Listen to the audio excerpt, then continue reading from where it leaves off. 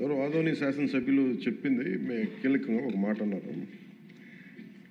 జాతీయ ఉపాధి హామీ పథకం అది రాజకీయ ఉపాధి హామీ పథకం అయిపోయింది.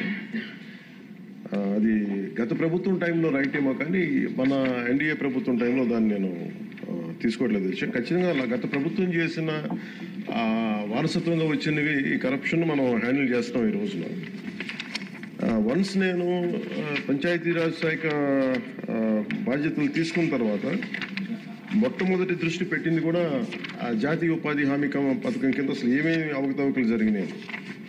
ఇప్పుడు ఎంత గొప్ప పాలసీ పెట్టినా పథకం పెట్టినా జనం అందరూ అంటే మనకి పార్టీలు కొల్యూడైపోయి అందరూ అంటే ఒకళ్ళని కరప్షన్ చేసామని అర్థం చేసుకోగలం, కానీ ఒక గ్రూప్స్ కొల్యూడైపోతే తప్పులు నిర్ధారించడం చాలా కష్టమైపోతుంది.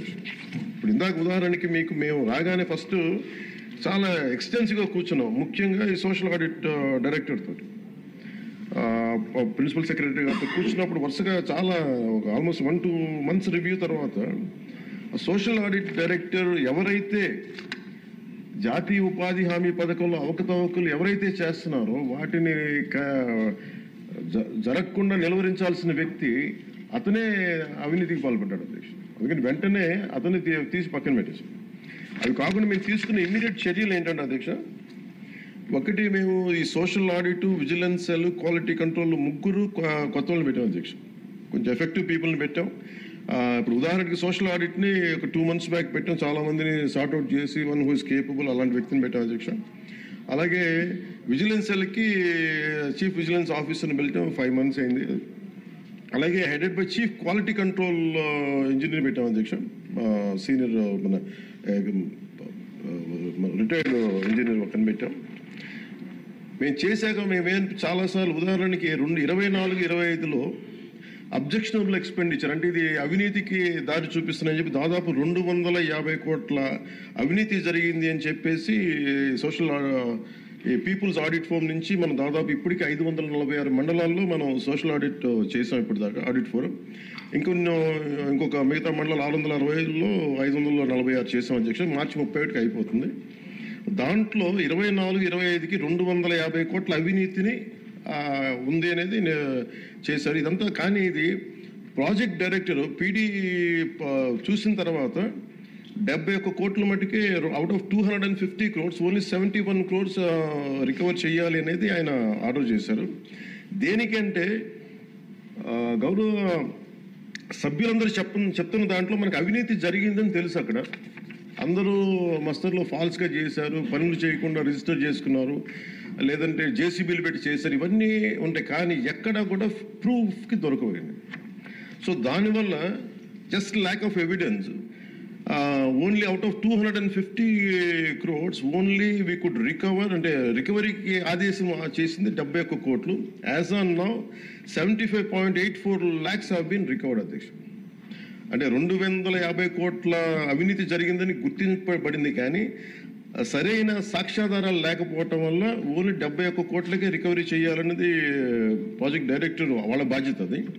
సో దాని నుంచి 75.84 లక్షలు యాజ్ ఆన్ చేశారు. ఇంకా still we have enough time అధ్యక్ష, కానీ దీన్ని ప్రతి చాలా లోతుగా దీన్ని చేస్తున్నాం. And we have a very good team which will take it forward.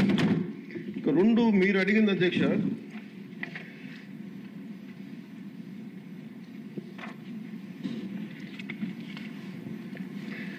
ఇందాక మన పార్థసారథి గారు అడిగింది మినిమం వేజ్ పెంచాలి ఇదనంటే, wage rate revision central government కింద ఇప్పుడు 25-26కి ఎంత పెంచాలి అనేది as on for minimum wage 300 రూపాయలు అధ్యక్ష. 24-25 మనం అందరం గుర్తుపెట్టుకోవాల్సింది, గౌరవ సభ్యులు కూడా, ఇది సెంట్రల్ గవర్నమెంట్ ఇచ్చేది కానీ ఇది మనం రాష్ట్ర ప్రభుత్వం నుంచి వచ్చేది కాదు. అందువల్ల వేజ్ కాంపౌండ్ మనం డిసైడ్ చేయం అధ్యక్ష ఇది. సో యాజ్ ఆన్ టుడే ఇది 24-25కి 300 రూపాయలు. దీన్ని ఆ రివిజన్కి 25-26కి కేంద్ర ప్రభుత్వం దాని మీద సంసిద్ధంగా ఉన్నారు చేయడానికి. అలాగే వేజ్ పేమెంట్ ఇంకా పెండింగ్స్లో ఉన్నాయని చెప్పారు. అది జనవరి 8 నుంచి government of India has 8th inform చేశారు మాకు దట్ ఇట్ విల్ బి తొందరలోనే క్లియర్ చేస్తాం. ఎందుకంటే అది సెంట్రల్ నిధుల నుంచి రావాలి కాబట్టి మేము రాష్ట్ర ప్రభుత్వం తరపు నుంచి మేము వెయిట్ చేస్తాం అధ్యక్షుడు. అలాగే మన లోకం మాధవ్ గారు మన గౌరవ శాసనసభ్యులు జేఎస్పీ వారు అడిగిన దానికి ఏంటంటే ప్రత్యేకించి ఇలా అవకతవకలు జరుగుతుంది, దీని గురించి మనం ఏం చేస్తున్నాం అంటానికి we have created a wage monitoring cell అధ్యక్ష for increasing average wage rate. Accordingly we will take it forward అధ్యక్ష.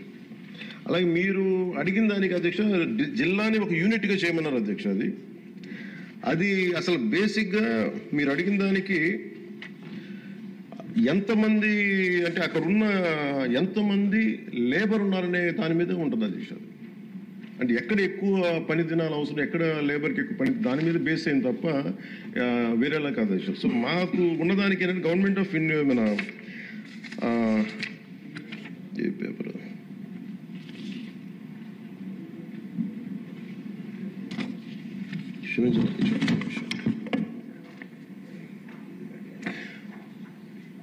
మన్రేగాలో material component is decided as per the labour turnout in the district. District as a యూనిట్లో ఒక 60-40 ratio ఉంటుంది new డిస్ట్రిక్ట్లో. So దాన్ని మేము ఒకసారి చూసి మీకు తెలియజేస్తాం అధ్యక్ష. ఖచ్చితంగా we will take it into consideration when we go to Delhi also will take it forward what are the honourable members raise the question they have raised.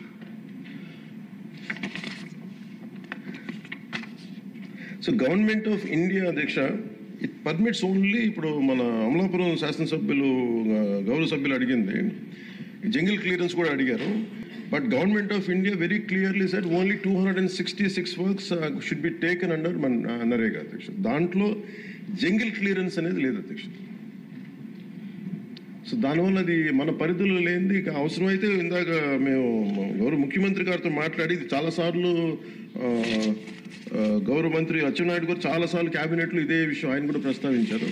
ఇది ఫైనల్గా ఒకసారి దీన్ని మనకి నరేగాలో రాలేనప్పుడు, జాతీయ ఉపాధి హామీ పథకంలో రాలేనప్పుడు దీనిని మనం రాష్ట్ర ప్రభుత్వంగా మనం దాన్ని ఎలా చేయాలి. Jungle clearance is a big issue, this all understood sir. అది కొంచెం ఇబ్బందికరమైన ఇష్యూయే. అది గౌరవ మంత్రి అచ్చెన్నాయుడు గారు చాలా పర్యాయాలు అది తెలియజేశారు ముఖ్యమంత్రి గారికి కూడా. ఇది ఒకసారి క్యాబినెట్లో కూర్చొని అది డిసైడ్ చేస్తాం అధ్యక్ష, తెలియజేస్తాం అధ్యక్ష. Thank you.